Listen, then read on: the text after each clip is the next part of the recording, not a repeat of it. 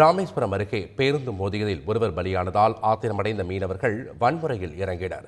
இதனால் காவல்துறை தடியடி நடத்தி அவர்களை விரட்டியது. தங்கச்சி மடம் யாகப்பா நகர் பகுதியைச் சேர்ந்த ஜெகன் என்பவர் அதே பகுதியில் நடைபெற்ற திருமண விழாவிற்கு சென்றுவிட்டு குடும்பத்தினருடன் திரும்பிக் கொண்டிருந்தார். அப்போது ராமேஸ்வரத்தில் இருந்து மதுரை நோக்கி சென்ற பேருந்து ஜெகன் மீது மோதியது. படுகாயமடைந்த அவர் ராமேஸ்வரம் அரசு மருத்துவமனையில் சிகிச்சை பலனின்றி உயிரிழந்தார். இதை அறிந்த தங்கச்சிமடம் மீனவர்கள் தேசிய நெடுஞ்சாலையில் திரண்டு மறியல் போராட்டத்தில் ஈடுபட்டனர். ராமநாதபுரத்தில் இருந்து ராமேஸ்வரம் நோக்கி வந்த பேருந்துகளின் கண்ணாடிகளை உடைத்தனர். இந்த சம்பவம் குறித்து அறிந்த காவல் துணை கண்காணிப்பாளர் ரவிக்குமார் போலீசாருடன் சென்று மறியல் செய்தவர்களுடன் பேச்சுவார்த்தை நடத்தினார். அதனை ஏற்க மறுத்த அவர்கள் போலீசாருடன் வாக்குவாதம் செய்ததால் காவல் கண்காணிப்பாளர் ஓம் பிரகாஷ் மீனா அங்கு விரைந்தார்.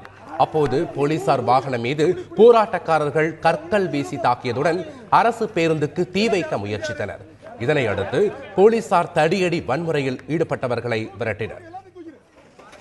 ஹாஸ்பிட்டல் எடுத்துட்டு போன அப்புறம் ஹாஸ்பிட்டல்ல இறந்துட்டாரு. ஸோ அதை ஊருக்கார் எல்லாம் இங்கே வந்துட்டு ரோடு மறியல் பண்ணியிருக்காங்க. நம்ம போலீஸ் பேசும்போது அவங்க ஸ்டோன் பெல்ட் பண்ணியிருக்காங்க. 2 டிஎன்எஸ்டிசி பஸ்ஸில் ஸ்டோன் பெல்ட் பண்ணிவிட்டு ஃபயரிங்க்கு ட்ரை பண்ணியிருக்காங்க. அந்த டைமில் நம்ம சேஸ் பண்ணிவிட்டு எல்லாம் கிளியர் பண்ணிவிட்டு இப்போ சிச்சுவேஷன் கண்ட்ரோலில் இருக்குது. இங்கே 6 பிளேஸில் பிக்கெட்டிங் போட்டிருக்கேன். ஒரு ஏடிஎஸ்பி 2 டிஎஸ்பிஸ் அண்ட் 60 அதர்ஸ் இருக்காங்க. ஸோ இப்போ சிச்சுவேஷன் கண்ட்ரோலில் இருக்குது. போலீசாரின் தடியடியால் போராட்டக்காரர்கள் சிதறி ஓடினர். அங்கு பதற்றம் தணிந்து இயல்பு நிலை திரும்பியதால் பேருந்துகள் சேவை தொடங்கியது. அசம்பாவிதம் நடைபெறாமல் தடுக்க போலீசார் குவிக்கப்பட்டுள்ளனர்.